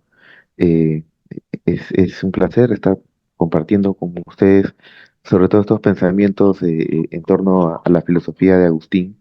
Entonces, mi pregunta con la que he problematizado mi conferencia es, ¿por qué necesariamente pues tendríamos que separar la inspiración poética de la filosofía cuando aparentemente en sus inicios tenían una relación más estrecha? Yo comienzo mi investigación un poco analizando lo que comienza a decir Platón en, digamos, en sus diálogos. Y, digamos, la figura del palaios mitos es eh, interesante, pero también puede ser poco problemática, ¿no? Porque justamente el tema de la poesía como inspiración eh, no necesariamente es totalmente opuesta al, digamos, al amor por el conocimiento. Entonces, es una creación del propio Platón, dice Aguirre. Es interesante porque antiguamente ya con los poetas veíamos que Homero tenía pues esta relación en su Ilíada, ¿no? Con, digamos, la figura de los dioses, ¿no?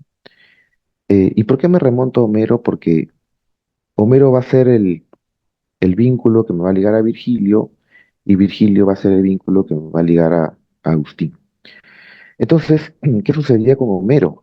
Vemos acá en los primeros versos de la Ilíada, ¿no? La cólera canta, odiosa, del peli de Aquiles, maldita, que causó a los aqueos incontables dolores, precipitó al Hades muchas valientes vidas de héroes y a ellos mismos los hizo presa para los perros, ¿no? Indica claramente aquí que el Aedo está pidiéndole a la diosa que hable a través de él una suerte de entusiasmo, una suerte de inspiración, de posesión, digamos, ¿no? El tema de la posesión también es un concepto fuerte porque Agustín lo retoma desde Pablo, ¿no? Ya no, yo no soy yo, sino es Cristo quien vive en mí. Entonces, hay un tema de posesión divina también.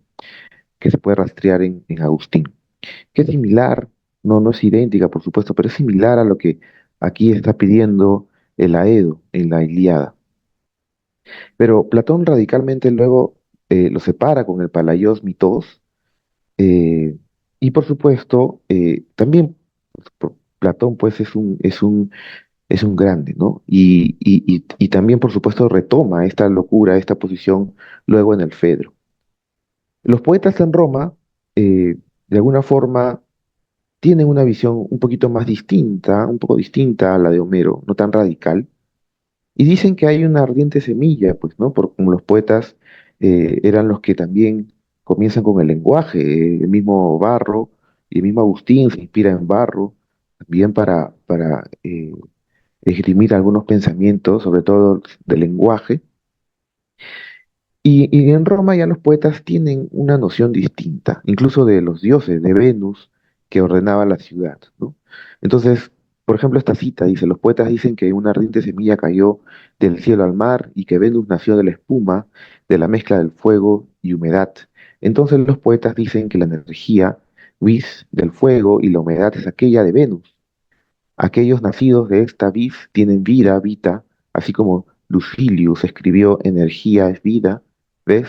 Y no hace hacer todas las cosas, nos hace hacer todas las cosas, perdón. Vis es vita, vides, vis nos facere omnia cogit. Entonces, ya los romanos avanzan un poco más esta idea de Venus, y acordémonos que Venus es la madre de Eneas, ¿no? Y ahí es, por ahí va mi conexión con Virgilio. Entonces la poesía por los romanos es tratada un poco más aristotélicamente, digamos, como imitación, como arte, como tecné, y así llega también a manos de Virgilio, ¿no? Que veremos que en Virgilio la posición homérica no es tan radical, ¿no? Es una posición intermedia. Virgilio también, de alguna forma, pide a los dioses inspiración, pero no es una posición radical, sino es una posición eh, a medias, ¿no? Porque Virgilio también usa el arte, digamos, el poeta está en control de su técnica, ¿no? Mientras Platón en el Fedro nos dice, el relato no es verdad, se dice que debes amar al que no te ama, que está presente, en vez de aquel que te ama, pues el último está loco y el anterior muestra autocontrol. Sería bien dicho, si fuera eso verdad, que la locura es mala, pero ahora el mayor bien de todas las cosas viene a nosotros por la locura, aunque solo cuando es un regalo dado por los dioses. Y por supuesto, ¿no? Algunos dicen, no, Platón se contradice, Platón habla por un lado, critica la poesía, pero después habla de la locura y el poeta loco, y entonces favorece a los dioses. Bueno, Platón es sumamente complejo también. Yo no estaría a favor de una contradicción absoluta, pero sí seguramente de una reflexión, ¿no? En torno a lo que, a lo incierto de la locura, ¿no? La locura poética.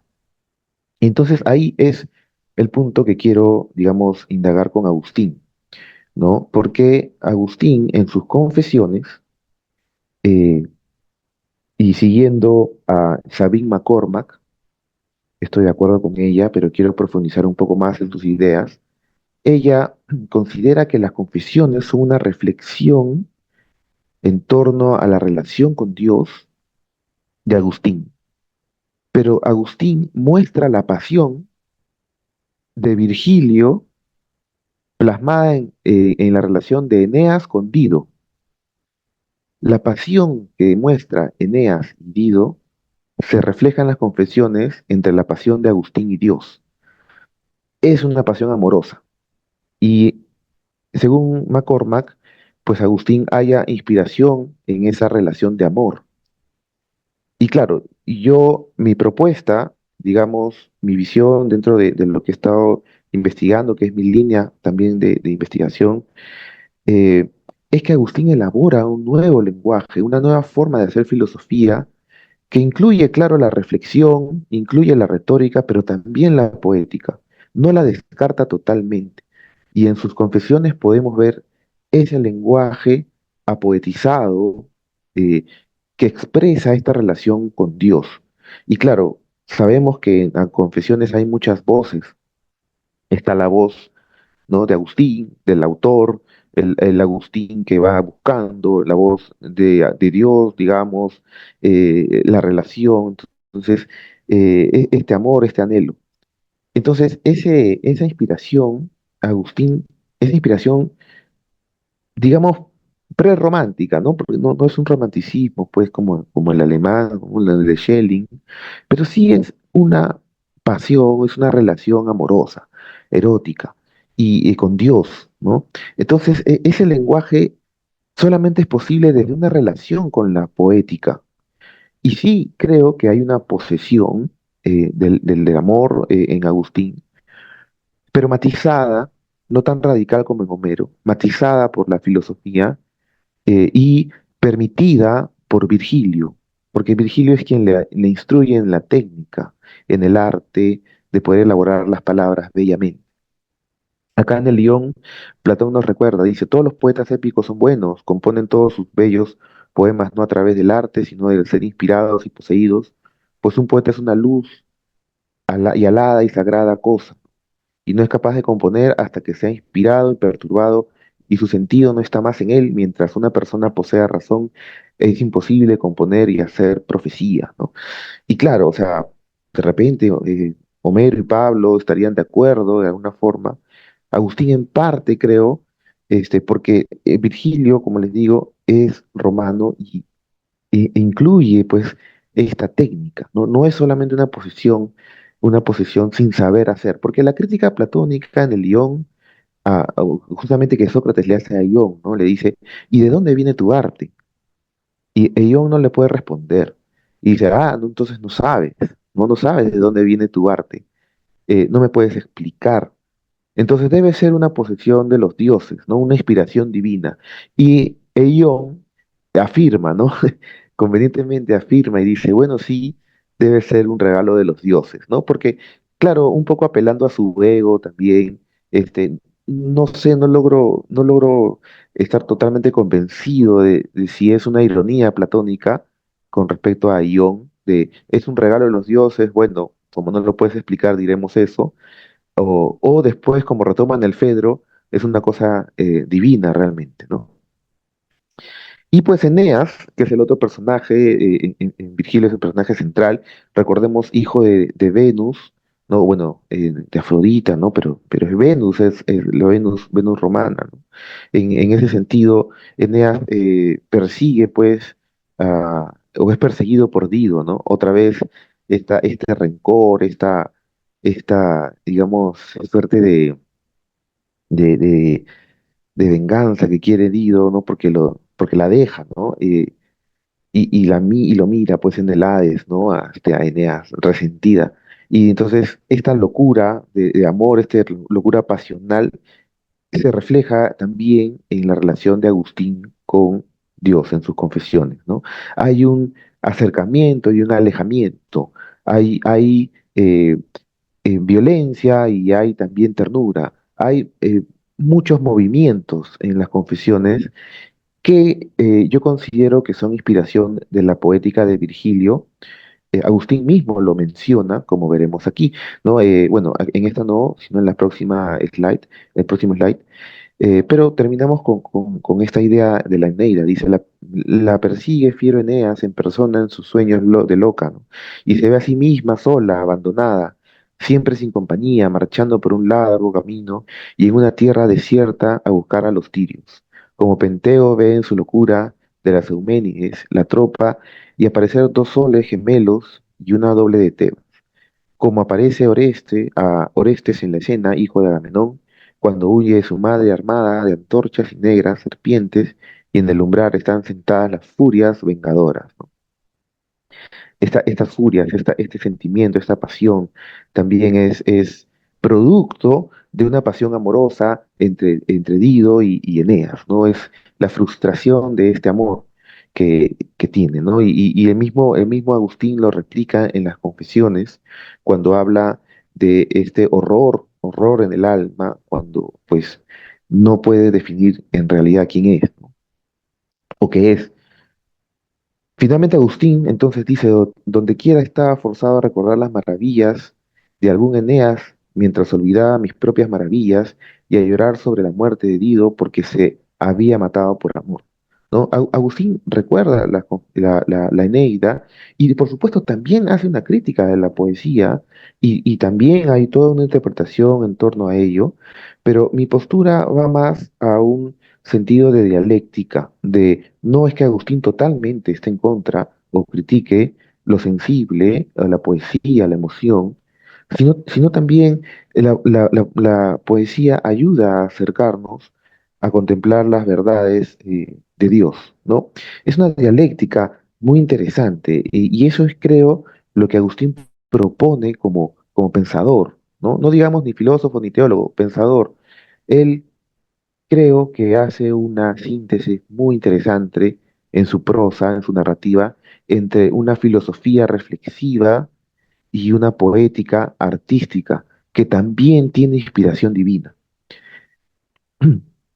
Finalmente, entonces, Agustín menciona en las Confesiones, libro 10, también las afecciones del espíritu están contenidas en la misma memoria, no de la manera en que él las experimenta, sino de un modo muy distinto, adecuando a esta facultad, porque si sin estar alegre me acuerdo de haberlo estado, y recuerdo mi tristeza pasada sin estar triste, y evoco sin temor el haberla sentido alguna vez, y me acuerdo de antiguos deseos sin tenerlos ahora.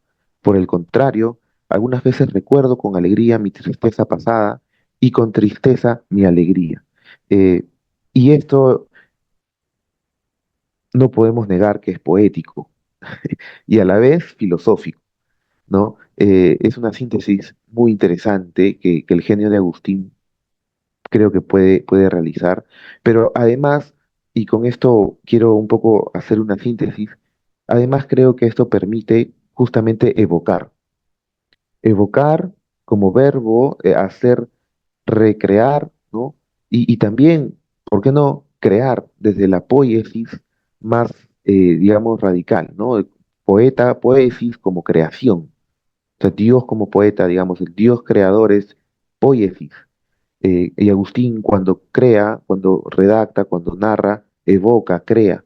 Entonces, hay una participación, creo, muy estrecha entre la filosofía agustina y la poética, ¿no? Él evoca a través de sus palabras emociones, y es lo que nos cuenta acá también, ¿no? De la función de la poética es evocar y de la filosofía también pensar, reflexionar, eh, girar, ¿no? Girar y en torno a una dialéctica que no necesariamente tiene que tener un sentido, ¿no? Porque estamos acostumbrados en filosofía y de repente ahora están de moda esa frase, ¿no? ¿Cuál es el sentido? Y el sentido y el sentido del sentido. Y, pero sí, ¿y por qué tiene que haber un sentido? De repente no hay un sentido, sino el sentido es justamente eh, el ir y venir, el ir hacia un sentido, pero después regresar y volver. Entonces, esa dialéctica, esa direccionabilidad, creo que en Agustín se ve envuelta entre una relación de amor entre la filosofía y la poética. Y bueno, al final, como concluyo en mi presentación, eh, la influencia de Virgilio es muy, muy notoria, es radical en Agustín, y él va mencionando aquí un par de cosas ya para ir concluyendo esta pequeña presentación. Yo considero que Agustín, como dice aquí, he aquí que no comprendo la potencia de mi memoria, cuando sin ella no podría nombrarme siquiera a mí mismo. Entonces, reconocer en sí la presencia, la posibilidad del olvido de sí significa que la interioridad del hombre es más vasta que su conciencia. Quiere decir que se llega a comprender que hay algo más de la conciencia, pero está presente como si hubiera olvidado, pero conservara todavía el recuerdo de haber olvidado. A través de esta influencia entre la poesía de Virgilio y sus creencias cristianas, Agustín logra transmitir un mensaje singular sobre la importancia de la fe y la redención en la vida de cada individuo, ¿no? Su profunda admiración por Virgilio nos hace evidente en sus escritos, donde busca inspiración y consuelo en las palabras del poeta romano. A pesar de las diferencias entre sus creencias religiosas, Agustín logra encontrar un punto de conexión entre la poesía clásica y la fe cristiana, creando así una obra única que sigue siendo relevante en la actualidad. Muchos incluso, y me incluyo, comenzamos a leer a Agustín inspirados por la calidad y por la hermosura de sus palabras, porque incluso las frases más aisladas de Agustín nos pueden llevar a una reflexión muy profunda, no solo por la belleza de sus palabras, sino también por lo que representa su significado. Y yo creo que ahí está la mezcla muy particular entre la poesía y la filosofía agustiniana. El impacto de Virgilio, finalmente, como conclusión, en Agustín de Hipona se puede ver en un amplio figuras, ¿no? Escritos en particular en sus confesiones, se refleja en la forma en que utiliza sus metáforas y referencias literarias específicas en sus escritos para transmitir sus ideas sobre la fe y la redención. La influencia de Virgilio en Agustín no solo se limitó a su poesía, sino también se reflejó en su forma de ver el mundo y su búsqueda constante de la verdad y la sabiduría. Sus metáforas y simbolismos son tan profundos que invitan al lector a reflexionar sobre la vida y el universo de una manera totalmente nueva. Su poesía es un viaje emocional que nos lleva a lugares inexplorados de nuestra propia mente y corazón. Y corazón es la palabra que estadísticamente está más mencionada en las confesiones, ¿no? Agustín nos muestra que la poesía no solo es un arte, como decía Aristóteles, o como reafirma Virgilio, sino también una forma de conexión con lo más profundo de nuestro ser. Su legado literario perdurará a lo largo del tiempo, inspirando a generaciones futuras a explorar las fronteras de lo desconocido a través de la palabra escrita, ¿no? Y la palabra escrita, y con esto también quería apuntar, la palabra escrita en Agustín creo que supera mm, en cierta medida lo que Platón encuentra como dificultoso en la escritura. Por supuesto que la escritura platónica en el diálogo encuentra el fármacos, ¿no? El fármaco de cómo soluciono esta palabra escrita que es muerta con el diálogo, digamos. Pero Disculpa, Agustín haya otra forma. Sí, un par de minutitos nomás queda. gracias Nicolás por el aviso. Y sí, con eso termino. La conexión con Platón es, claro, al principio Agustín redacta en diálogos, ¿no? En sus escritos filosóficos, pero luego ya entra a una prosa narrativa, prosa poética, desde mi postura, esa es mi tesis, digamos, y que renueva esta solución. No descarta la de Platón, pero es la solución de Platón. Y la solución de Agustín es una mezcla entre poética, retórica, filosofía que evoca, que permite crear, ¿no? Entonces la filosofía de Agustín es un reflejo de la complejidad de la experiencia humana, capturando la belleza y el dolor de la vida en cada palabra. A través de sus escritos nos muestra que la poesía es mucho más que palabras en una página, es una herramienta poderosa para explorar la complejidad de nuestro propio ser y encontrar significado en un mundo caótico y en constante cambio, ¿no? Es así como Virgilio, el famoso poeta romano, desempeñó un papel significativo en la formación de opiniones filosóficas y teológicas de Agustín de Hipona. Así, Agustín, una figura prominentemente del cristianismo, se inspiró e incorporó elementos de Virgilio en sus propios escritos, ¿no? Entonces, acá, como último párrafo, finalmente, a diferencia de Platón y del mundo antiguo, vemos que en Agustín no hay necesariamente un conflicto para responder la pregunta inicial con que comencé. No hay un conflicto propiamente entre la filosofía y la poética. Más bien, Agustín es un maestro de la retórica que amalgama las palabras en conjunto con la expresión de emociones, haciendo de sus escritos filosóficos tan bellos como la poesía y tan verdaderos como el conocimiento, ¿no? En relación incluso con las emociones humanas.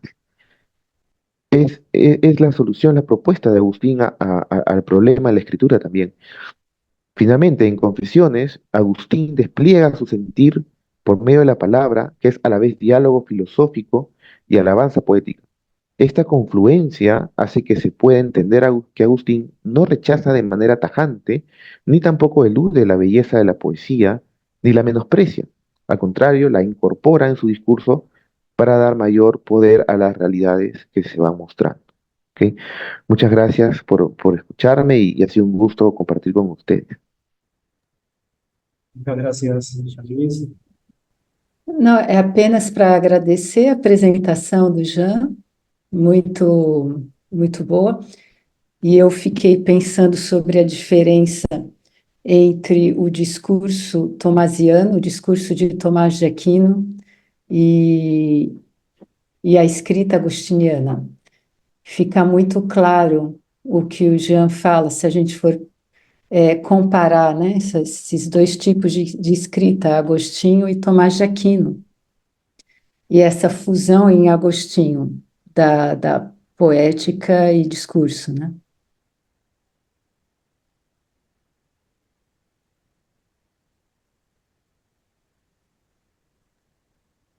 Sí, muito obrigado pelas suas palavras, Mariana. Eu não falo muito bem português, mas eu compreendo. Eh, então, vou a responder un poco más en español.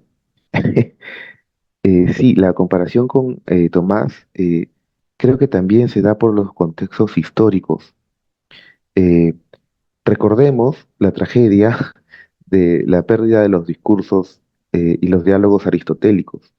Yo tengo una visión, y creo que es historiográficamente comprobable, de que la filosofía occidental desde la Edad Media se desarrolla a partir de los discursos aristotélicos, que pues no son pues la pluma de Aristóteles.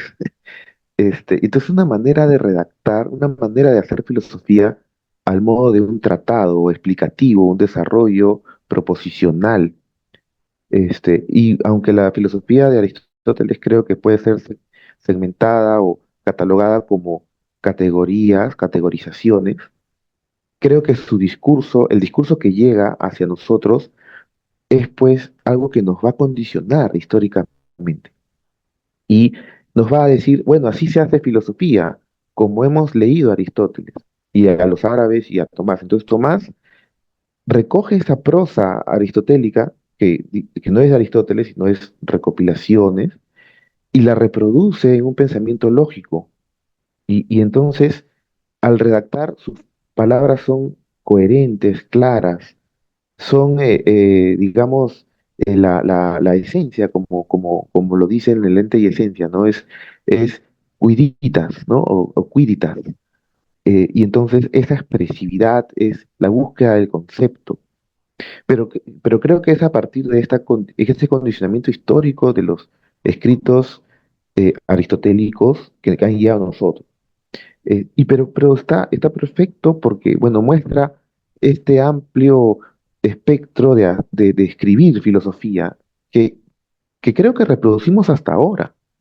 Hasta ahora seguimos redactando como nos enseñó a redactar Aristóteles, pero, pero antes, digamos, en la antigüedad estaba la propuesta platónica, estaba Boecio, estaba Parménides, Agustín, ¿no? Y no digo que una sea más filosófica que la otra, no, simplemente son aspectos, creo, miradas hacia una realidad, hacia una verdad que se va manifestando, porque los escritos de Tomás también son bellos, y son bellos en su lógica, en su coherencia, pero también hay belleza en Agustín, en su forma de expresión, en su emotividad, ¿no? Y eso a mí me llena realmente el espíritu porque uno ve diversidad, pero también ve unidad, ¿no? En esos escritos, porque finalmente en el fondo el amor que se refleja el escrito de Tomás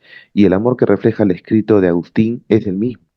Entonces, ahí uno se maravilla y a veces no puede traducirlos, ¿no? Y nos falta de repente seguir estudiándolos y para poder encontrar qué es lo que quisieron decir, ¿no? Decirnos a nosotros, legarnos.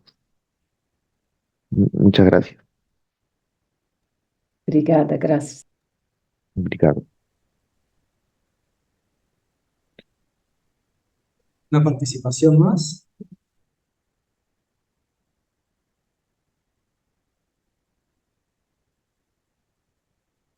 me había quedado también escuchando lo de Jean Louis, interesante, acá hablamos también de esa conexión con Virgilio y, y sí, la forma de expresión en la filosofía y la teología de Agustín es muy interesante, ¿no?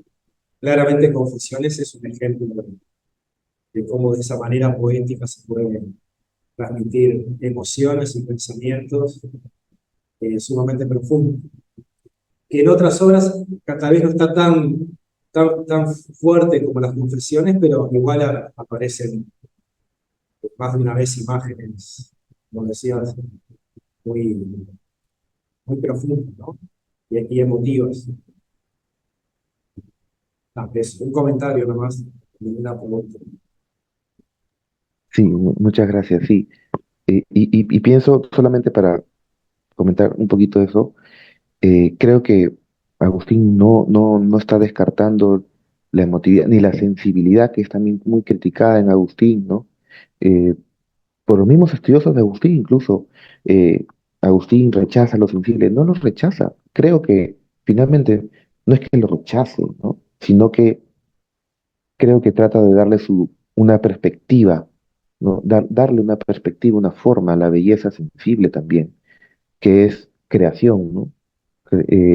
Creación, lenguaje, amor, digamos, que se va manifestando ahí, ¿no? Entonces, lo sensible es incluido, creo, en esa medida, en su real, una dimensión, digamos. Pero creo que decir que Agustín rechaza lo sensible es muy fuerte, ¿no? Sí.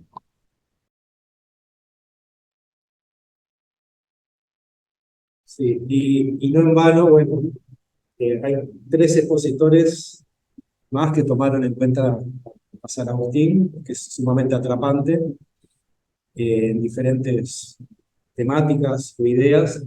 Y por otro lado, Filón, ¿sí? O la permanencia del pensamiento de Filón, como además como mediador, por un lado, ¿no? Entre la antigüedad también y el pensamiento patrístico.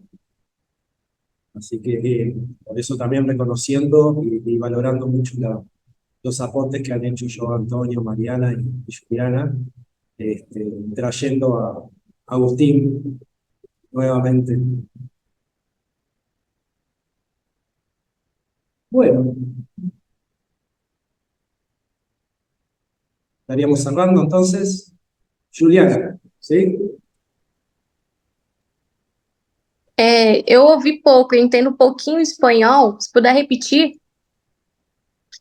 Lo que ahora dije, lo que falé, ¿sí?